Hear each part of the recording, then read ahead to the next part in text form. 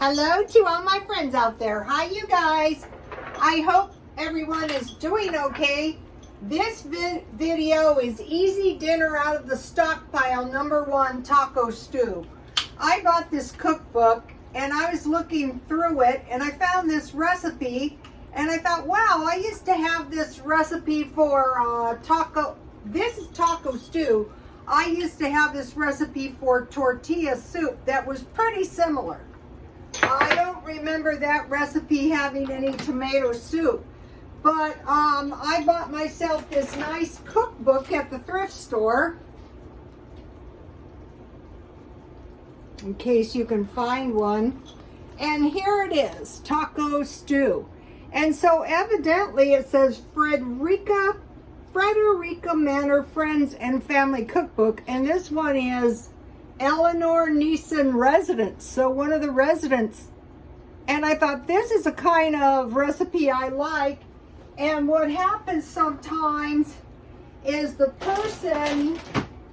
recipes evolve as the person's making them.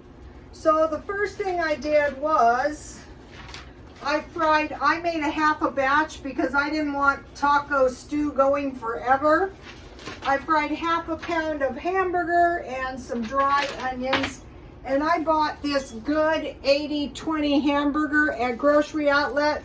But if you're going to can hamburger, they say use 70-30.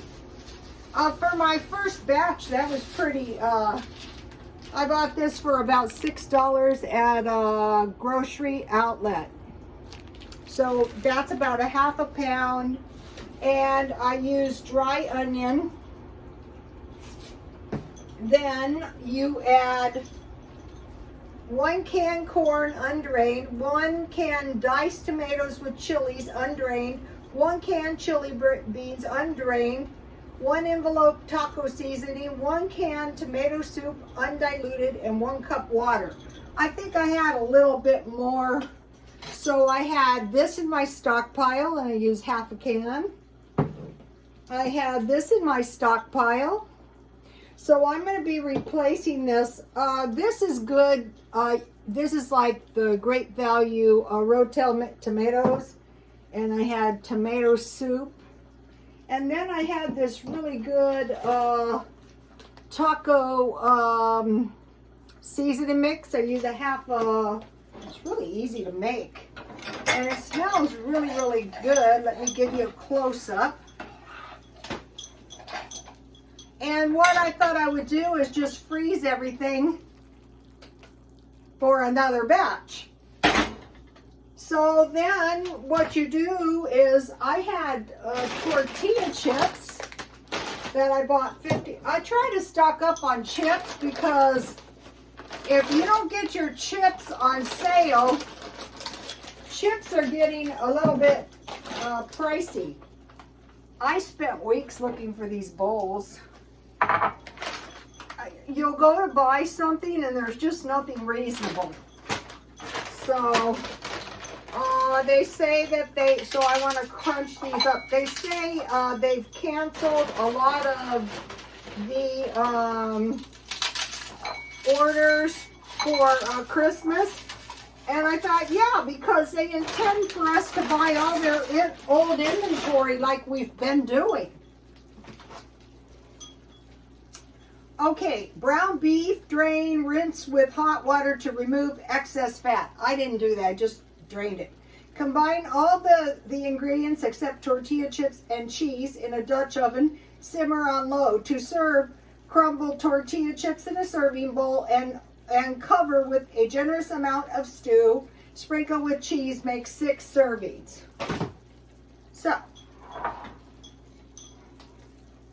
So I'm going to be trying to find, I don't know how long it's going to take me, but I'm just going to keep my eye out. And you could thin it out, but the recipe says stew. So I wanted to leave mine kind of like stew. And then I had cheese in the freezer, so I will put a little cheese. And I will just pop it in the microwave for 1 minute to melt the cheese a little bit. So that is the first recipe. And I will post it on my Twitter. I have a lot of good recipes. Go on my Twitter and get them because I don't leave them forever. You get a better feed on your Twitter if you have about 30 posts. That'll do. You know what I like to eat on this kind of stuff if I can find it? I like Tabasco. Like when I go to Wendy's, well, I can't easily find my Tabasco. So I have some black tea. So now let me taste this. This is going to be nothing but good. It's very hot. It's like, you know, like those taco bakes you get. They usually have chili.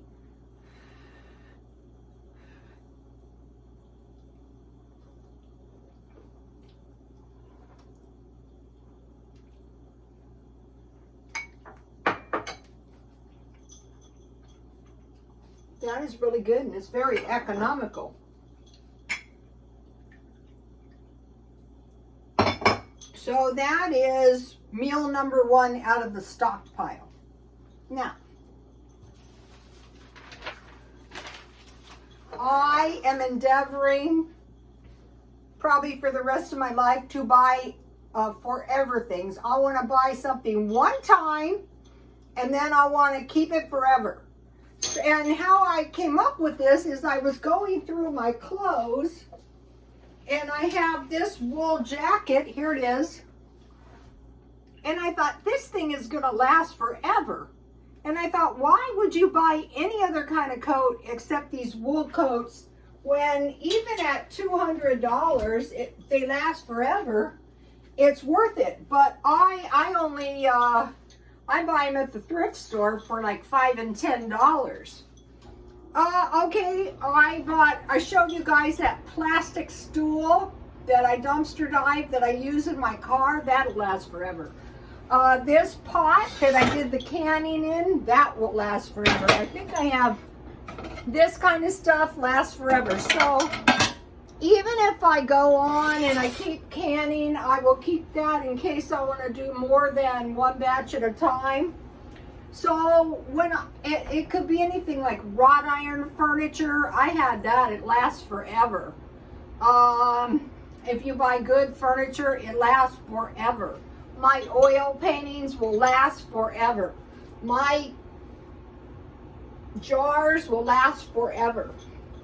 Okay, now I want to talk to you about preparing for emerging markets. What does that mean? Okay, think about utilities, gasoline, and food. The price is going up. When the consumption is down, the price goes up. Or when they want the consumption down, the price goes up. So the major emerging market is China. So the people who prepare for the eventual, I don't want to say takeover, but Chinese influence are going to be far ahead of the game. So what we do is we look at the Chinese people. So the Chinese people have a tiered society with 5 families, mega rich families at the top. Russia also, they have the oligarchs. Then, you know, you go down the pyramid, and then you have all these masses of people that are living like in these high-rise apartments, and they're consuming not that much resources. Like if you're living in some kind of a small type apartment, you're not using much utilities. Also, it doesn't appear that they're stockpiling food, but I'm thinking the thing to do, the present thing to do is make sure you have a year's supply of food. Buy it little by little. So like for this dinner, I know I need chili beans, corn, rotel tomatoes, tomato soup, dry onions. All I needed was cheese. I want to show you, if you're going to eat tortilla chips, this stuff is not bad from Walmart. And I usually keep some of these around too. So, I noticed that the evaporated milk was going up, so I was going through my stockpile and I discovered I had a lot, luckily, before I bought it.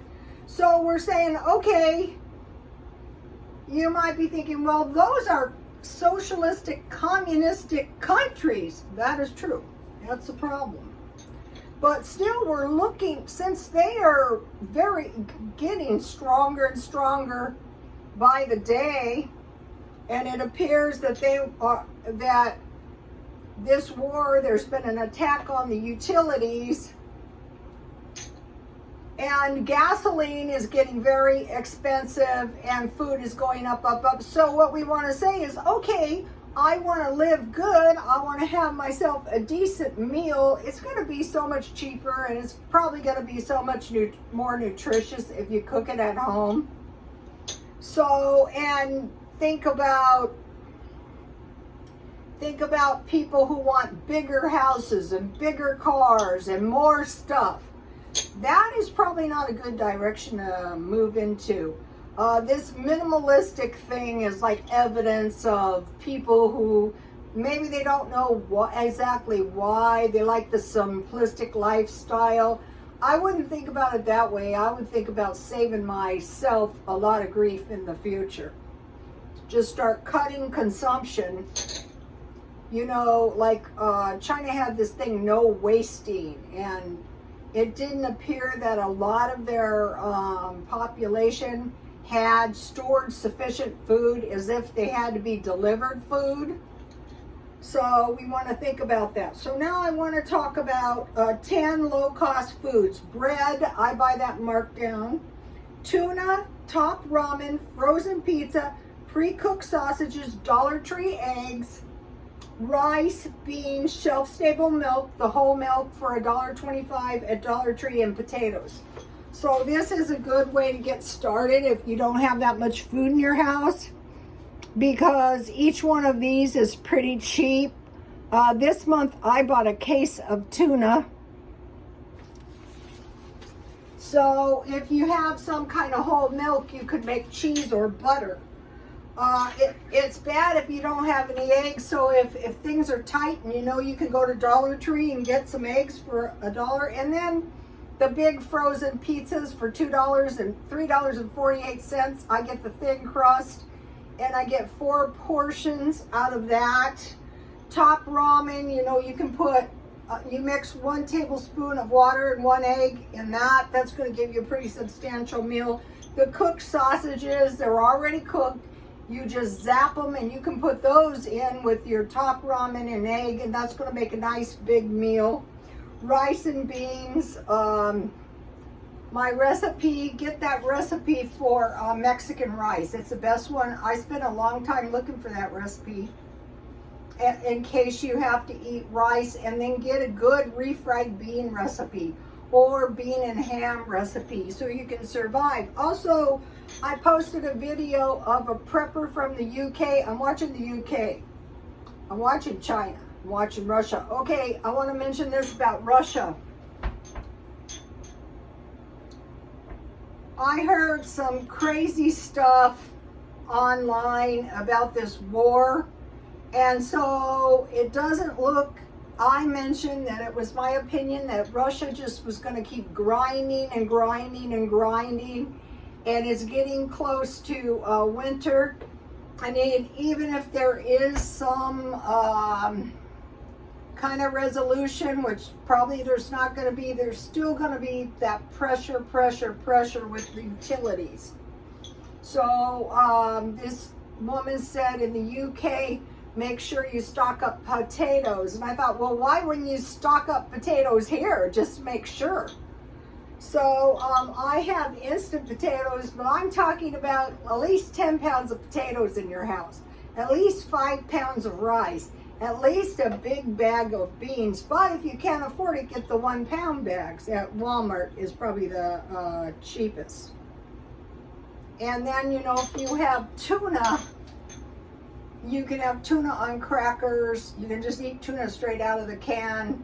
So you need, peanut butter is good too, but if it was just 10, I would go for those 10.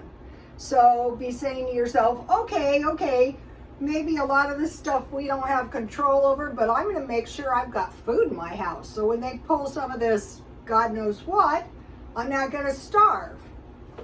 Okay, you guys, so there is number 1, taco stew. God bless you all. Please like, comment, and subscribe.